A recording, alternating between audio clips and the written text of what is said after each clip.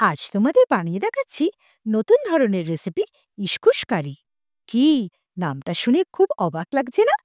ইস্কুশ হচ্ছে এক ধরনের ফ্রুট, জানো, যেটা নেপাল এবং ইস্টার্ন ইন্ডিয়াতে বেশি ব্যবহৃত হয়। এটা চাউটি নামে ব্যবহৃত হয় মেক্সিকো, ব্রাজিল ইত্যাদি শহরে, এবং ইংলিশে এটাকে স্কোয়াশ বলা হয়। আমার এক নেপালি বান্ধবী আছে, জানো, আমি তার কাছ থেকে এই রেসিপিটা শিখে তোমাদের সাথে শেয়ার করছি।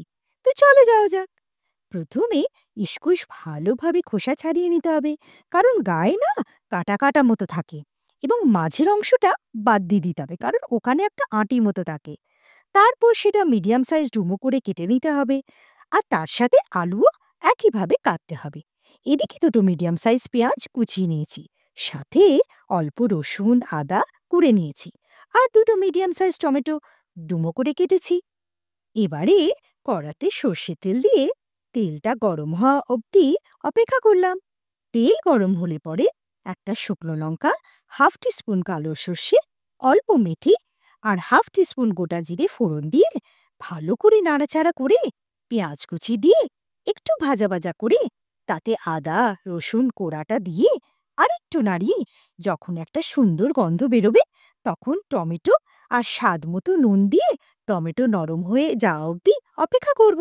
তারপর একটা মশলার পেস্ট তৈরি করে রেখেছিলাম, ১ চামচ জিরে, ধনে আর হাফ চামচ লঙ্কা হলুদ গুঁড়ো দিয়ে মশলাটা ভালোভাবে কষিয়ে ১ চামচ চিনি দিয়ে আরেকটু কষিয়ে ইস্কুশ আর আলুগুলো দিয়ে ভালোভাবে নাড়তে হবে, যতক্ষণ না একটা মিষ্টি গন্ধ ছাড়ছে।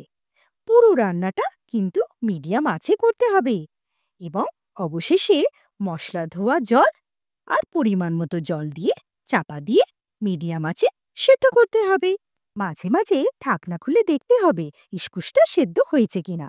তারপর জলটা একদম কমে এলে আলুগুলো একটু ভেঙে দিয়ে মাখো মাখো করে নামিয়ে দিলেই তৈরি এক অভিনব সুস্বাদু রেসিপি, ইস্কুশ কারি। জানো, এই ফলের উপকারিতা অনেক।